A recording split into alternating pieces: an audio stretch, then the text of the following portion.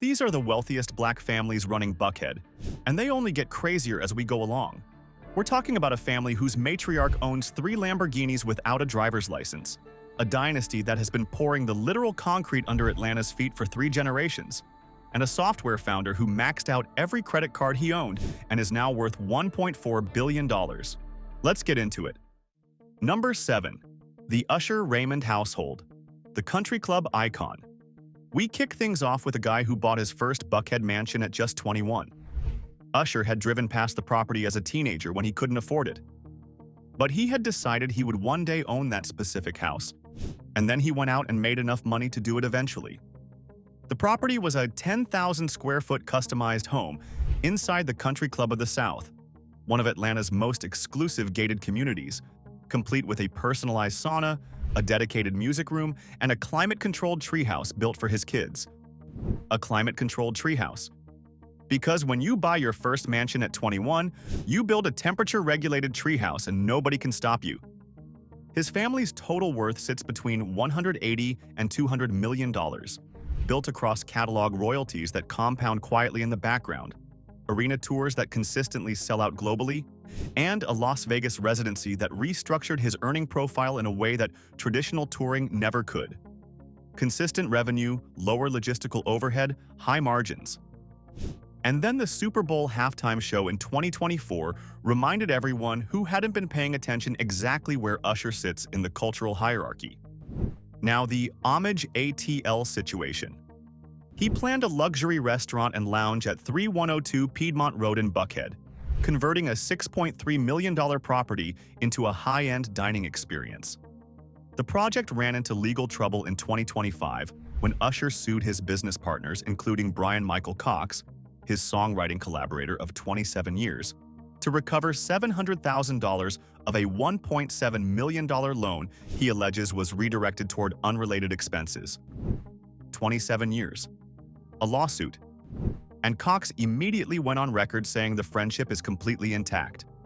Only in Atlanta does a legal dispute come with that loyalty footnote attached publicly.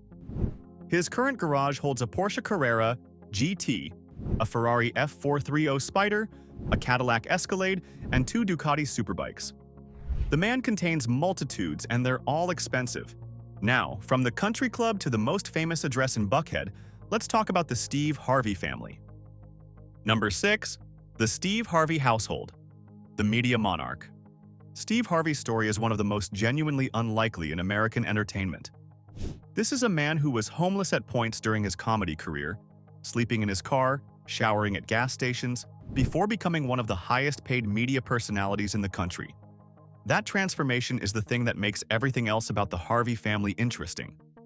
The wealth engine is a media portfolio that has proven almost uniquely resistant to controversy, and Harvey has been tested on that front publicly more than once. Family Feud syndication alone generates income that doesn't fluctuate with his personal popularity on any given news cycle. It just runs, daily, across dozens of markets, printing consistent revenue regardless of what Twitter thinks about him that week. Add the morning radio show, the Miss Universe hosting contract, the self-help publishing operation, and a personal brand that his core audience has stayed loyal to through every public stumble. And what you have is a man who built something durable in an industry that discards people constantly.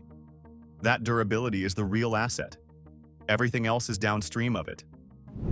Harvey is also a genuinely sharp real estate operator, which doesn't get discussed enough relative to his entertainment profile. In 2020, he purchased the former Tyler Perry estate at 4110 Paces Ferry Road for $15 million, picking up one of the most iconic private residences in the American South at a $2.5 million discount on its previous sale price during a global pandemic from another famous black billionaire. That's a negotiation worth respecting. The property is 34,688 square feet on 17 acres overlooking the Chattahoochee River. Versailles-inspired architecture, formal gardens, a 2-story library, an infinity pool, a resistance pool indoors, and a lighted tennis court sitting on top of a 2-story parking garage because apparently the ground was already full. It's an extraordinary piece of real estate, and Harvey understood exactly what he was acquiring. But the Harvey family story isn't really about the house. It's about what the household represents collectively. his wife Marjorie, his daughter Lori. They've turned the family's aesthetic into a lifestyle brand that operates independently of any single project or deal. Lori Harvey coordinating her outfit with her white Rolls-Royce Ghost at major events has become a recurring cultural moment in Atlanta's fashion media, entirely on its own. Steve's Rolls-Royce Phantom sits in the garage. He celebrated his 65th birthday on a luxury yacht. Private jets for family travel. The Harvey household moves like a brand because it is one, with every appearance, every vehicle, and every event communicating something deliberate. Next up, we have a family who literally built Buckhead and still drove a pickup truck to cocktail parties afterwards. Number 5. The Russell Dynasty. The concrete foundation. Before any of the names on this list had a single dollar in Atlanta, Herman J. Russell was already building it. Literally. With concrete and steel and a work ethic that made the people around him uncomfortable with how hard he moved. H.J. Russell and Company generates approximately $300 million in annual revenue today, with an internal target of $1 billion by 2029. But the revenue number is almost beside the point when you look at what the family actually built. The Coca-Cola headquarters, the Georgia Dome, Mercedes-Benz Stadium, Atlanta City Hall, the Hartsfield-Jackson Airport Terminal, the Citizens Trust Bank building. If you've stood inside anything significant in Atlanta, there is a meaningful probability that Herman Russell supervised the concrete under your feet. The man didn't just build a company, he built the physical infrastructure of a city. He became the first black member of the Atlanta Chamber of Commerce in a city where black commerce had been systematically excluded for generations. He became the first black owner in a major professional sports franchise when he took a stake in the Atlanta Hawks and Flames. And through all of it, through the chamber membership and the sports ownership and the multi-million-dollar contracts, he kept driving his old pickup truck to both construction sites and cocktail parties. Rode coach on flights, stopped to pick up pennies off the ground after he was already a millionaire. Not as a performance, because he was exactly the same person he had always been, and wealth didn't change his relationship with the value of a dollar. His children, Michael, Jerome, and Donata, now run the empire. Michael is pushing the firm toward AI-driven data center and healthcare construction as the next major growth category. The Russell Innovation Center for Entrepreneurs runs as a civic hub. Concessions. International operates airport restaurants. And Pascal's, the legendary Atlanta restaurant that fed civil rights leaders during the movement, where strategy was discussed over food before marches, is in the family portfolio. But while the Russell family captures 3 generations of concrete and legacy, the next family built their billion on something completely different, and it started with a single frustrated email. Number 4. The Tope, Awotona household, the SAS billionaire. Tope Awotona moved from Lagos to Georgia, studied management information systems at the University of Georgia, and spent years selling software for IBM and Dell, before deciding he was completely done building other people's wealth. He had noticed something: the amount of time professionals waste sending back and forth emails trying to schedule a single meeting. Mundane problem. Universal experience. Enormous scale, if solved correctly. He took his entire life savings, $200,000, and poured it into building Calendly. Then he maxed out his credit cards. No venture capital safety net at the beginning, no wealthy family backstop, no plan B. Just a Lagos-born software salesman from Georgia, betting everything on the idea that scheduling was broken and he knew how to fix it. That specific flavor of conviction, with that specific level of personal financial exposure, is rarer than most people acknowledge when they discuss startup success. Calendly now has over 20 million users worldwide. It was valued at over $3 billion in 2021. Awotona's net worth sits between $1.2 and $1.4 billion, and critically, he still owns the majority of the company. Most founders at this valuation stage have been diluted through multiple funding rounds down to a minority position in their own business. Awotona structured it differently. He controls what he built, which means the compounding happens on his terms. The business insight that made this work is worth understanding. Boring infrastructure generates the most durable revenue in software. Calendly solved a problem so mundane and so universal that virtually every professional eventually encounters it.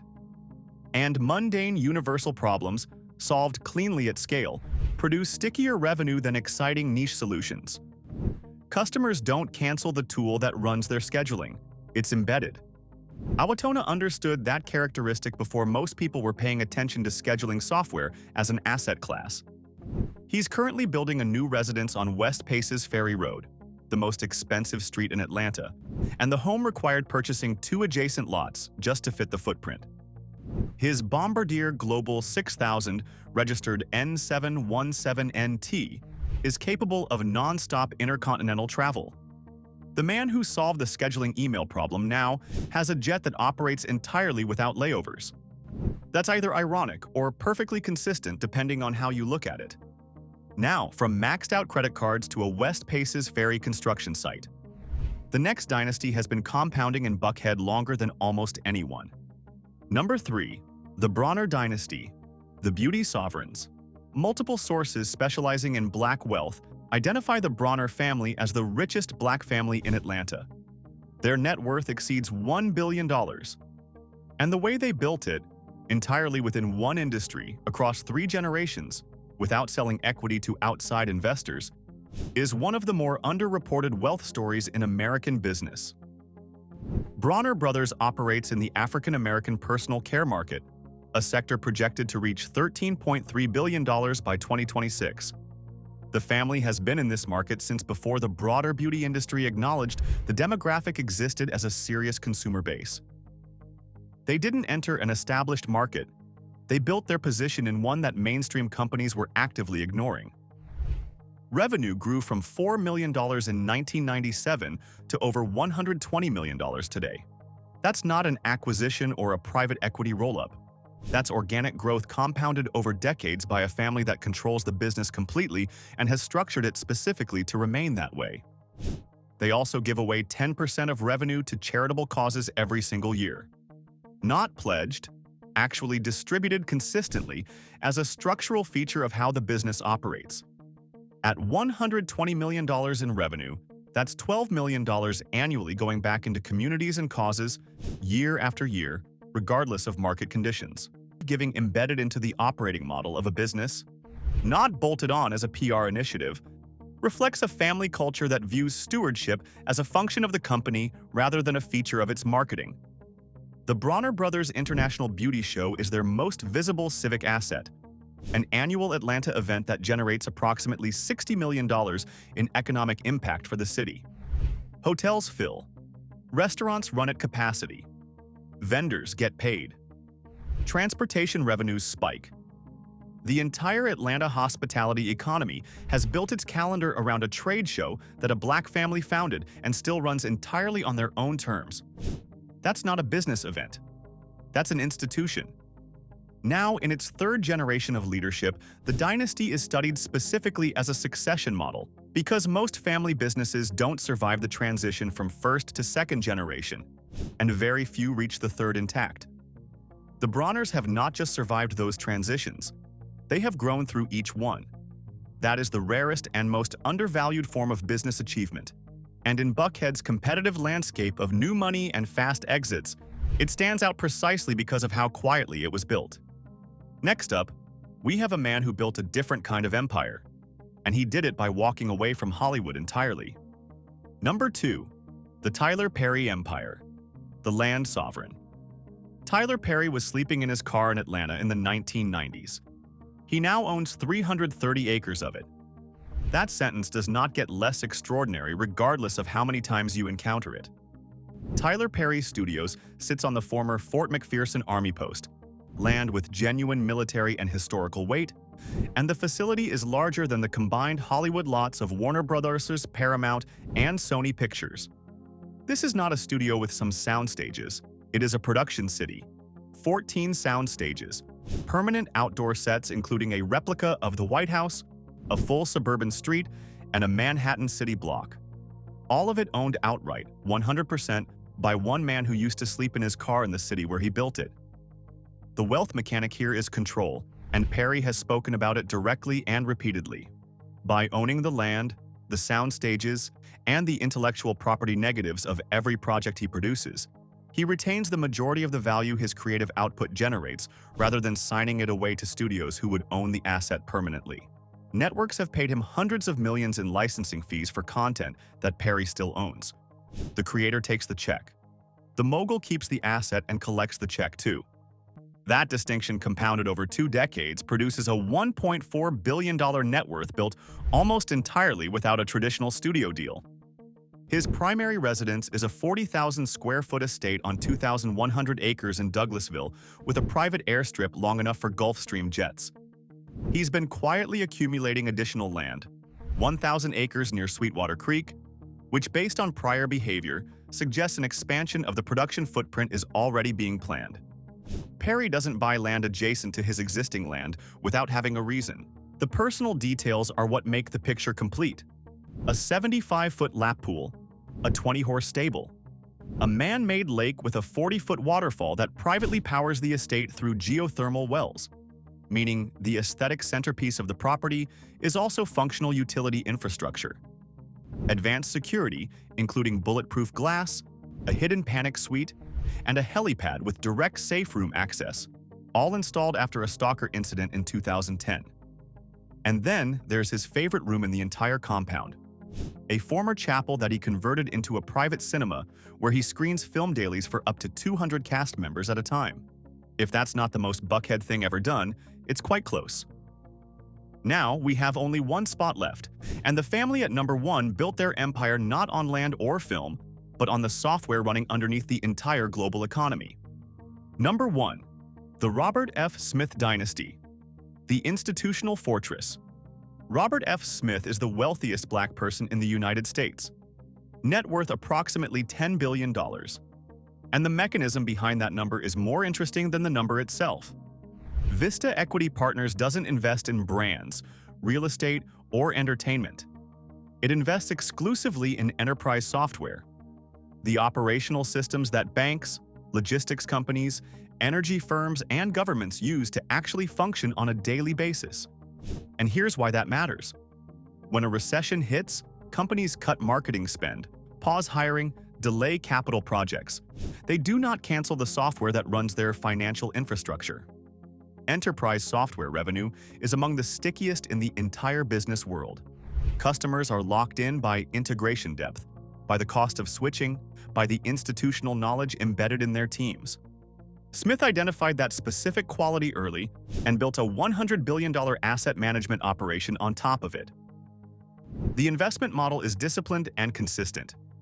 Vista acquires software companies with strong recurring revenue, applies a proprietary operational improvement system across the portfolio, and holds long-term rather than flipping for short-cycle returns.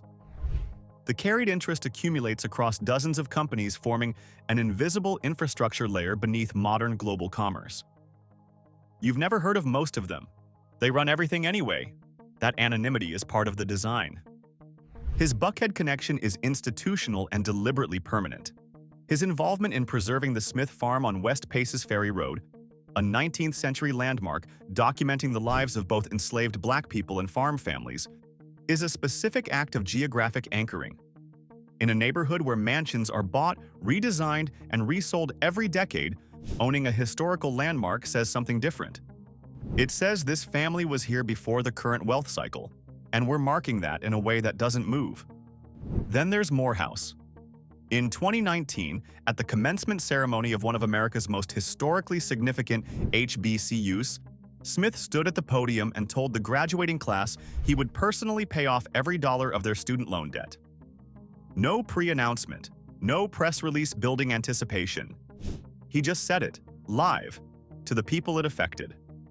The total was $34 million across 396 graduates. The reaction, the sound of nearly 400 people realizing in real time that a debt they had been carrying was gone, is the kind of moment that reframes what wealth deployed with intention actually looks like versus wealth deployed for visibility. His Student Freedom Initiative extended that philosophy into a structural program, providing low-cost loans to students at minority-serving institutions across the country on an ongoing basis. Not a one-time event. A recurring capital mechanism designed to address the racial wealth gap at the human capital level. compounding the same way his investment portfolio does. Same discipline, different asset class. $10 billion. A $100 billion portfolio of software infrastructure. A historical landmark on the most expensive street in Atlanta. And a commencement speech that eliminated $34 million in debt and made people cry in their graduation caps. In the Beverly Hills of the South, that is what number one actually looks like. And with that note, we wrap up this journey of the richest Black dynasties in Buckhead. Which family hit different for you? Drop it in the comments. And if you're not subscribed to Black Status yet, you're missing out on more such interesting peeks into Black wealth.